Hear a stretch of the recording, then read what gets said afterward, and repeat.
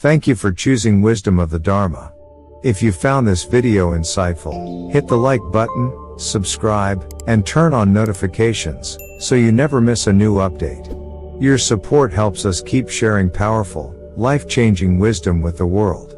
And don't forget to drop a comment below. We'd love to hear your thoughts. Let's grow and learn together. What if the problem isn't you, but a flower? Have you ever walked into a home and instantly felt something was off?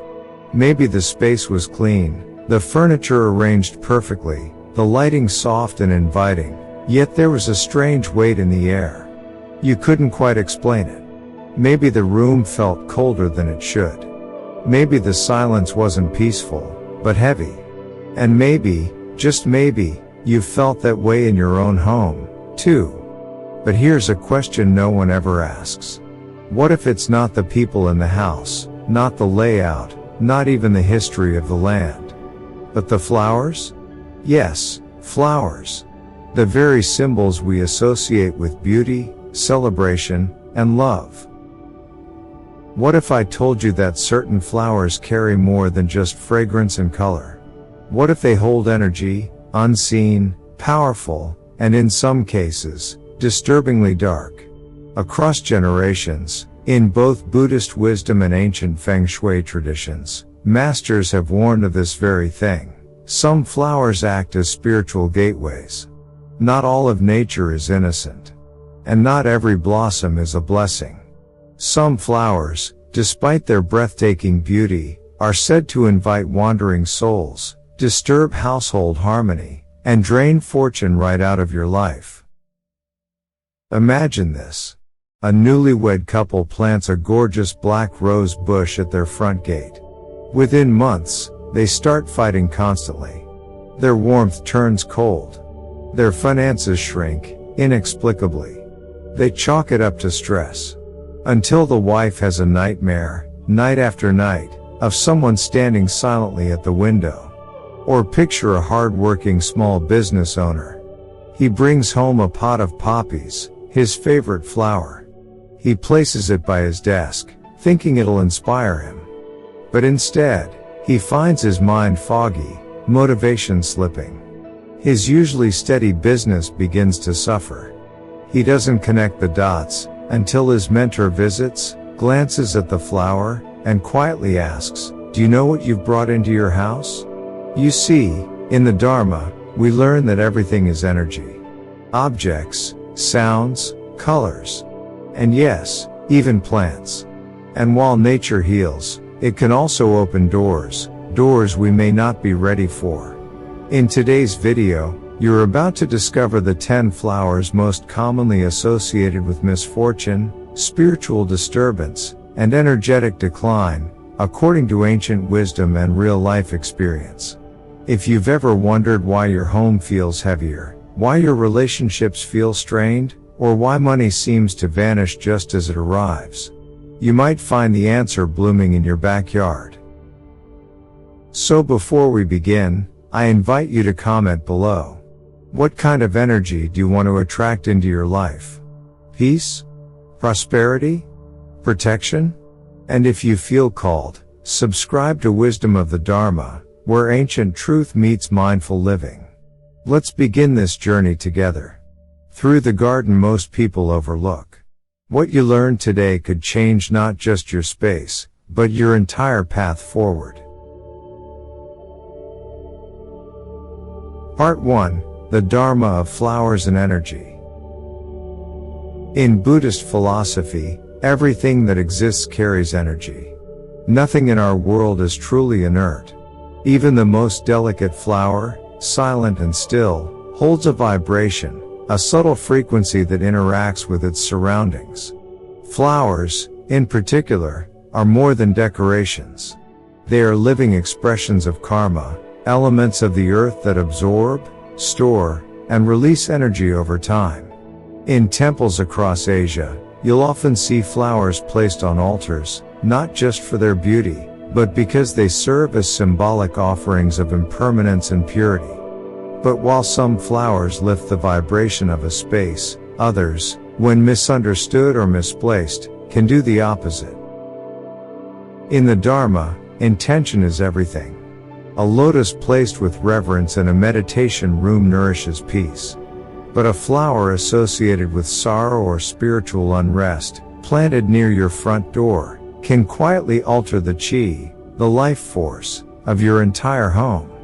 Feng Shui, which evolved alongside Buddhist thought, also teaches us that the placement and type of plant life within a home can either welcome or repel good fortune. A vibrant money tree in the southeast corner can stimulate wealth energy. A dying cactus in the bedroom? That's a recipe for emotional friction. And certain flowers, as we'll explore today, are considered spirit conductors, natural objects that can attract wandering souls or disturb energetic balance. But why do flowers have such an effect? Because they sit at the threshold of stillness and motion. A flower is rooted, yet alive. It receives sunlight, draws in energy from the earth, and releases scent into the air, interacting with the physical and the subtle worlds alike. Their presence is powerful, and their symbolism even more so. Consider the red spider lily, hauntingly beautiful, but long associated with funerals and the afterlife. Or the night-blooming jasmine, whose fragrance peaks when the veil between worlds is said to be thinnest. These aren't just coincidences. These associations have been observed over generations and cultures, echoing a deep collective awareness. From the Buddhist view, when the energy in our home becomes heavy, it often mirrors internal disharmony, unresolved karma, unexpressed sorrow, or forgotten intention. And sometimes, it's made worse by the objects we choose to surround ourselves with, even unknowingly. This is not superstition. This is subtle awareness. So today, as we explore the 10 flowers believed to carry disruptive or even dangerous energy, keep in mind, this is not about fear. It's about awakening. It's about noticing the unseen currents shaping your life. And perhaps, most importantly, it's about returning to harmony, by honoring the unseen, and choosing what surrounds us with intention, mindfulness, and wisdom. Part 2, The Invisible Gateways, How Flowers Hold Energetic Portals. In Buddhism, we are taught that reality exists on many levels, not just the physical world we see and touch, but also the invisible, energetic realms that surround us. Just because something is unseen does not mean it is unreal. Wind cannot be grasped, yet it bends trees. Sound cannot be held, yet it stirs the heart.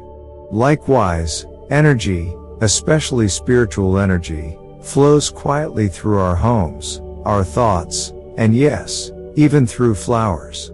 This is where many people make a critical mistake. They assume that if a flower looks beautiful, it must be harmless. But in ancient teachings, beauty can be deceiving.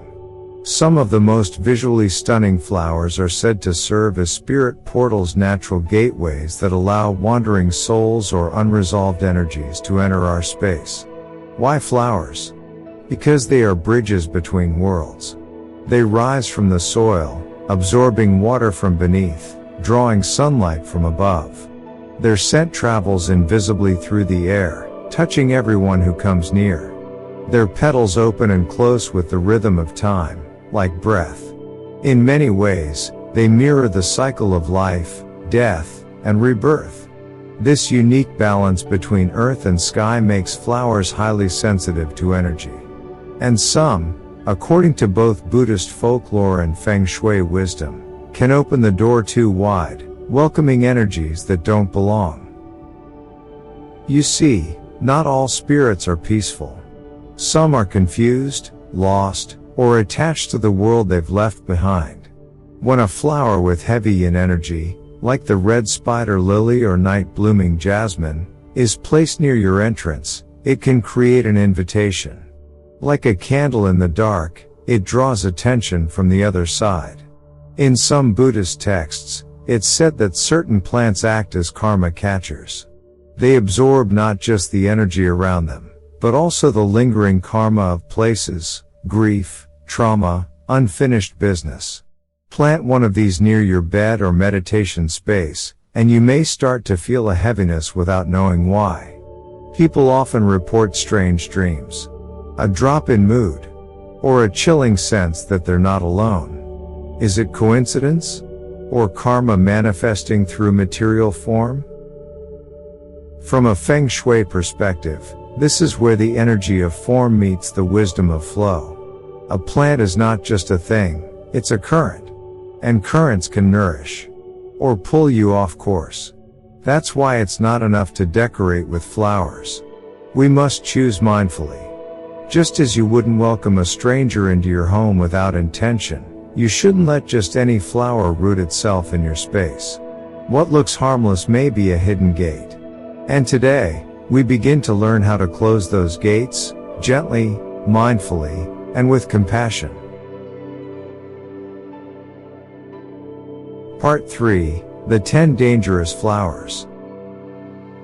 Now that we've opened our eyes to the hidden energies that dwell within nature, it's time to take a closer look at the flowers themselves. What follows is not a list of botanical facts, but a spiritual journey.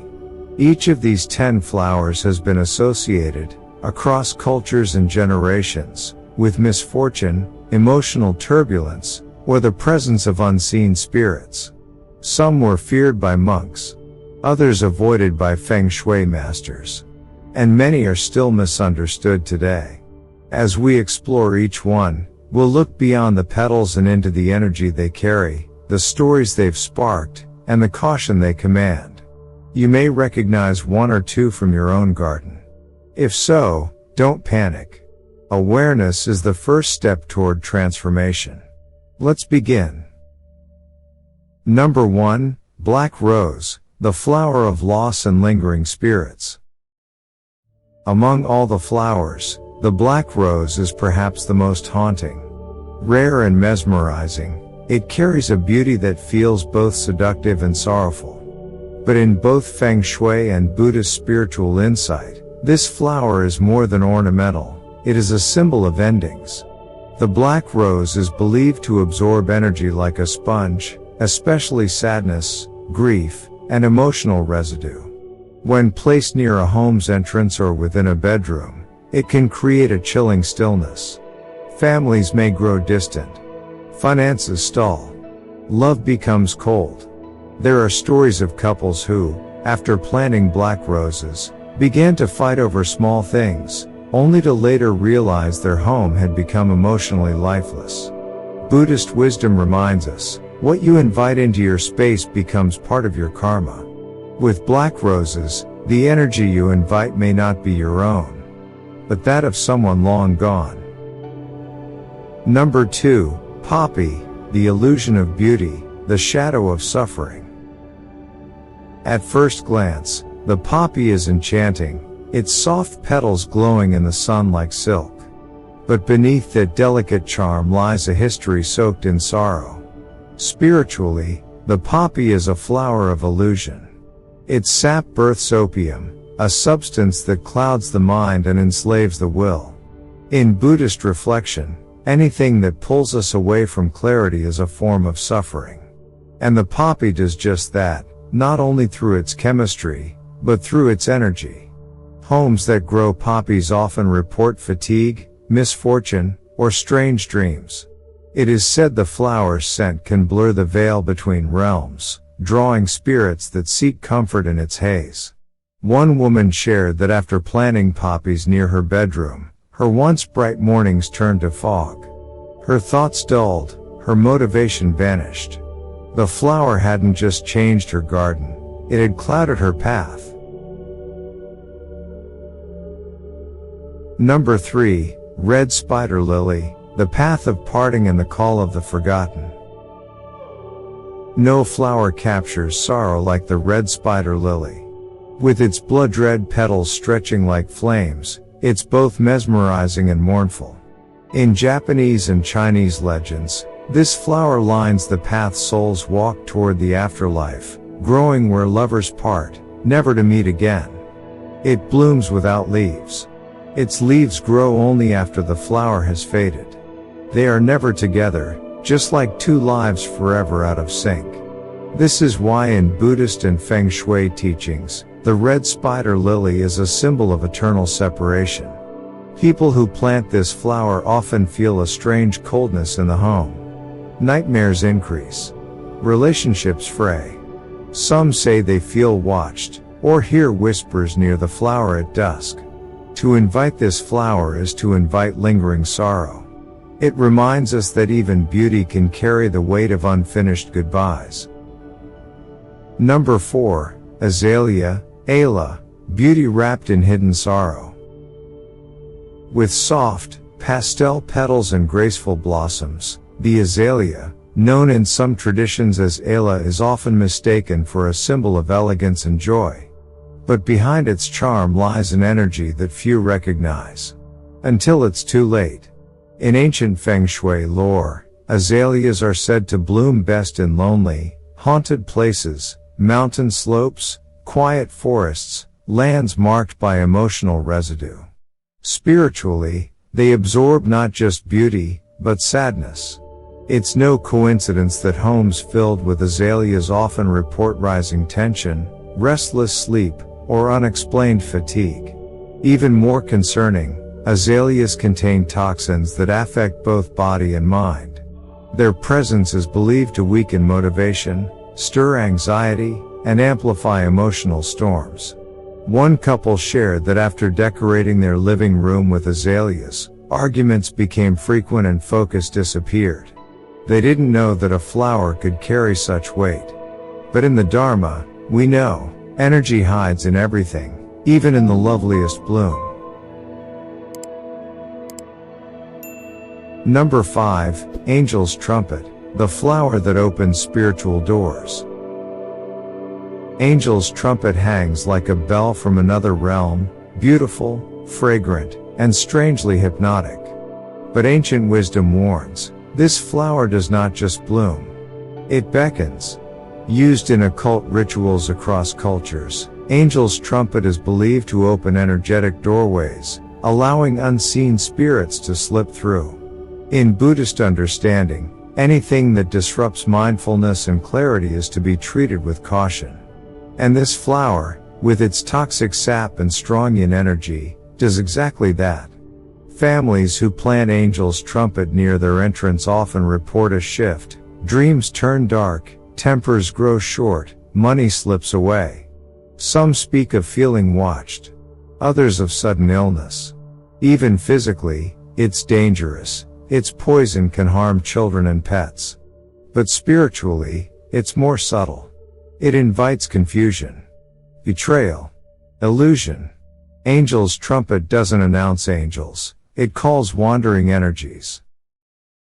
And in the Dharma, we're reminded, what you plant in your soil may take root in your soul. Before we continue, if you find value in the wisdom shared here, I gently invite you to support this channel.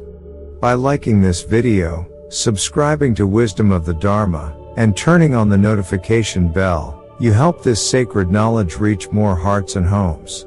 Your support doesn't just grow a channel, it grows a community rooted in mindfulness, balance, and ancient truth.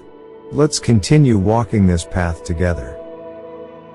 Number 6, Camellia, Camellia, the silent flower of wandering souls.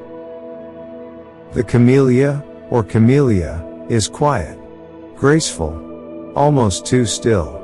Often found near graveyards or forgotten paths, this flower has long been associated with sorrow and solitude.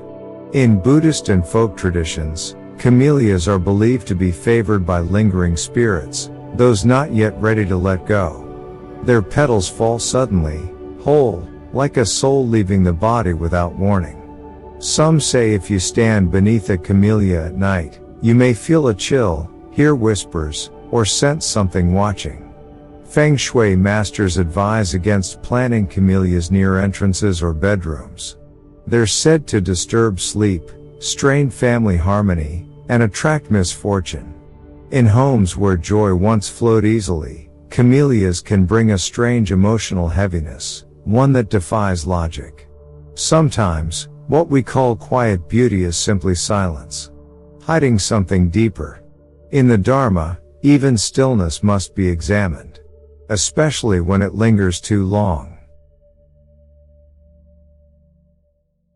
Number 7. Night blooming jasmine, fragrance of the unseen. The jasmine that blooms at night carries a scent unlike any other, sweet, intoxicating, and strangely haunting. But its beauty comes with a mystery. In spiritual tradition, night is the realm of spirits. It's when the veil between worlds grows thin. And this flower, blooming only after sunset, is believed to whisper into that veil. Many who grow night blooming jasmine near bedrooms or windows report sleeplessness, unsettling dreams, or a sense of presence in the dark. Its fragrance is said to call not just to the living, but to those who have not yet moved on. Feng Shui masters classify it as a highly yin plant, ideal for cemeteries, not living rooms. It drains warmth, invites confusion, and can weaken a home's energy field. In the Dharma, what smells sweet isn't always safe. Sometimes, the most alluring invitations are the ones we should never accept. Number 8. Golden chrysanthemum, the bloom that bridges two worlds.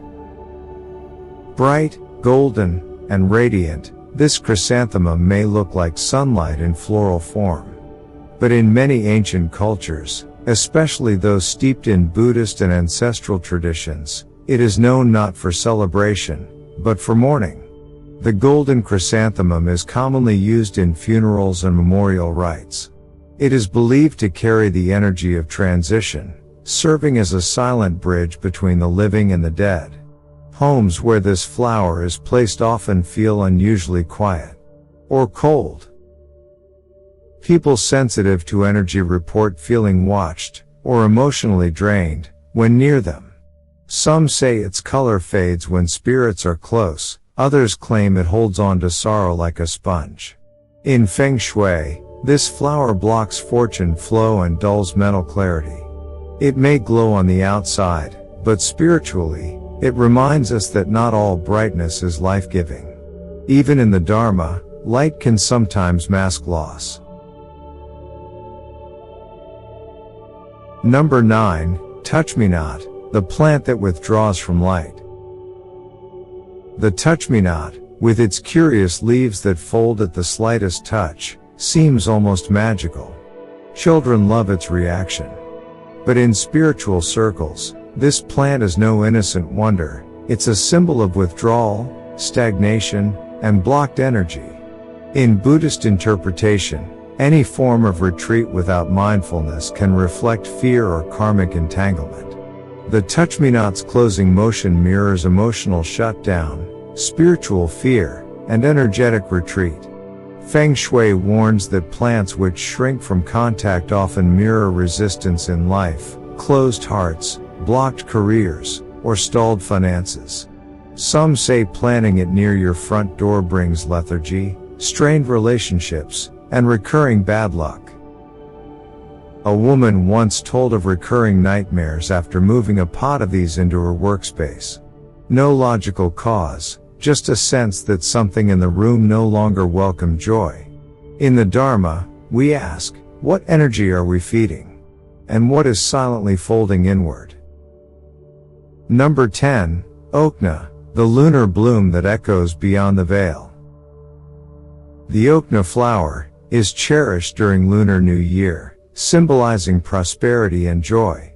But beneath its golden blossoms lies a deeper, more delicate energy. According to folklore, the okna blooms when the veil between realms is thinnest. It absorbs not just sunlight, but the emotional residue of the past year. Planted near homes touched by loss or suffering, it may become a silent gathering point for unsettled spirits. Some believe that when the flower withers too early, especially during the new year, it's not just a sign of poor care, but an omen of misfortune or lingering karmic energy. Feng Shui warns against placing the tree too close to the entrance, where energy first enters the home. If its petals fall too quickly, so may luck. In the Dharma, timing is everything. And when nature speaks, through withering or bloom, we are called to listen with more than just our eyes. Part 4, Real-Life Case Studies, When Energy Shifts the Home. Spiritual energy is often subtle. It doesn't always announce itself with thunder or dramatic signs. More often, it creeps in quietly, through small shifts in mood, relationships, or circumstances. And sometimes, it enters through the very things we bring into our homes. These are not ghost stories. They are stories of awakening, of people who began to notice that something in their space was not right, and only later realized the source was rooted in the soil, blooming silently in the background. Let us begin with Sarah, a writer from Oregon. She had just moved into a cozy mountain cabin with her fiancé. To celebrate their engagement, she planted a row of black roses along the path to their front door. "I wanted something romantic, something different," she said. And for a while, everything seemed perfect. But then the tension began. Arguments over minor things. Cold silences that lasted days. The warmth they once shared seemed to dissolve, and Sarah, who once thrived creatively, found herself staring blankly at her screen, unable to write. "I felt emotionally frozen," she later recalled. It wasn't depression. It was stillness. Like something had settled over the house. It wasn't until a visiting friend, an amateur Feng Shui enthusiast, pointed out the roses that Sarah began to connect the dots. She removed them. Within weeks, her energy shifted. The air felt lighter. She wrote her first chapter again. Then there's Marcus, a florist from New Jersey. He loved rare plants. One of his favorites was the red spider lily.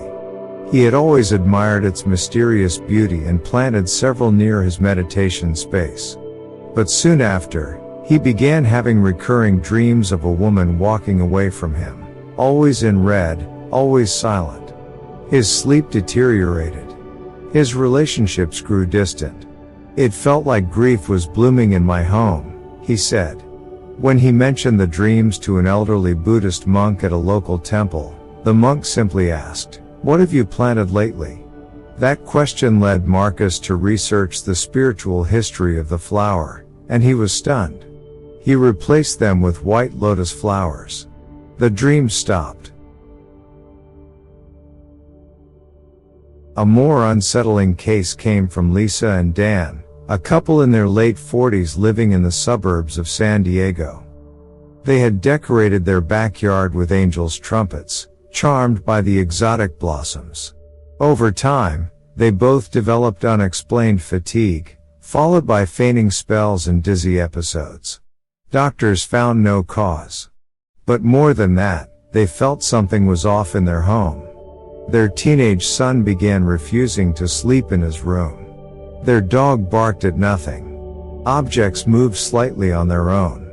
It wasn't until Lisa came across an article about toxic plants that she discovered the dark associations with Angel's Trumpet, not just medically, but energetically. The family removed the plants. They also did a space cleansing ritual based on Buddhist teachings, incense, chanting, and intention setting. The atmosphere shifted dramatically.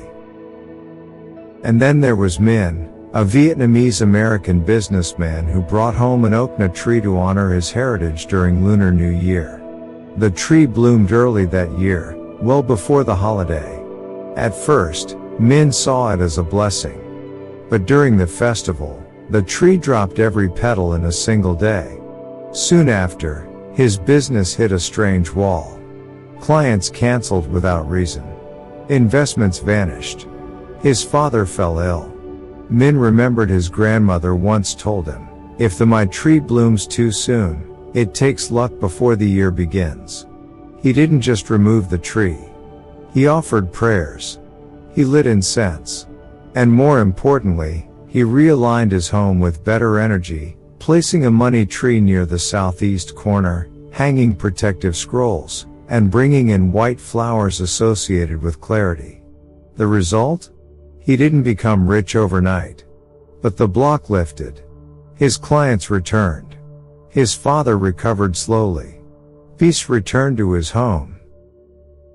These stories are not isolated. They are part of a pattern, one that Buddhist teachings have spoken of for centuries. The outer world reflects the inner. And sometimes, the objects in our space become mirrors of our unconscious karma. The flowers we choose are more than visual, they are energetic. Some uplift, others disturb. But the lesson remains the same. Awareness is liberation. When we pause to feel, question, and adjust our surroundings, we are not just decorating, we are practicing Dharma. And through that practice, we learn that the home is not just where we live. It is where our karma lives, too. Part 5, The Lesson, Choose Energy, not just aesthetics. In the modern world, we often choose based on appearance. A piece of furniture that matches the color scheme. A painting that fills an empty wall. A flower that looks beautiful in a corner. But in the Dharma, we are reminded that appearance is only one layer of truth. Everything carries energy. And everything we place in our space either supports our life path, or disturbs it. The lesson from these 10 flowers is not about fear. It is about mindful selection. It's not that nature is dangerous. It's that nature, like all things, must be approached with awareness.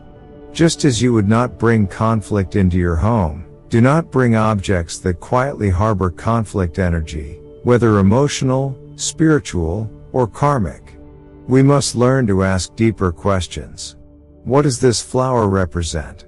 What history or cultural memory does it carry? What do I feel, not just see, when I'm around it? Because beauty can deceive. The red spider lily is stunning. But it has long been a symbol of death and parting. The poppy glows in the sun, but its legacy is one of addiction, war, and illusion. Our ancestors knew this. In Buddhist temples, only certain flowers are used. The lotus, for example, is sacred, not because of how it looks, but because of what it symbolizes, rising above the mud, blooming untouched by dirt. A metaphor for enlightenment. In Feng Shui, plants and flowers are treated as living energy conductors. They shape how qi flows through your home, just like wind, sound, or light. A flower with heavy yin energy can cool a space too much, making it lifeless. One with overly chaotic patterns can stir unrest. Harmony lies in balance. So, what can we do? Here are a few mindful steps to shift your relationship with your living space. 1. Replace with energy-lifting plants. If you've identified any of the 10 dangerous flowers in your home, consider replacing them with those known for their positive energy. Some powerful alternatives include lotus, symbol of purity and awakening. Peony attracts abundance and harmonious relationships. Chrysanthemum, non-golden, encourages longevity and clarity. Lucky bamboo stimulates growth and resilience. Money tree, Pachira, encourages steady financial energy. White lily cleanses emotional energy and brings calm. These plants not only beautify the home, they nourish the soul. 2. Create sacred corners of energy. Designate a small corner in your home for energetic balance. It could include a small altar with fresh flowers, choose wisely. A bowl of clean water, symbol of purity. Incense or a candle, to transform the energy of the space. A Dharma book or meaningful quote. A simple bell or chime to reset the energy. This space becomes your energetic anchor, a reminder that your home is not just shelter, but sanctuary. 3. Cleanse the space regularly. Even if you've removed problematic items, energy can linger. In Buddhist practice, cleansing rituals are essential. Burn sage or sandalwood incense slowly through each room. Chant simple mantras such as Om Mani Padme Hum as you move.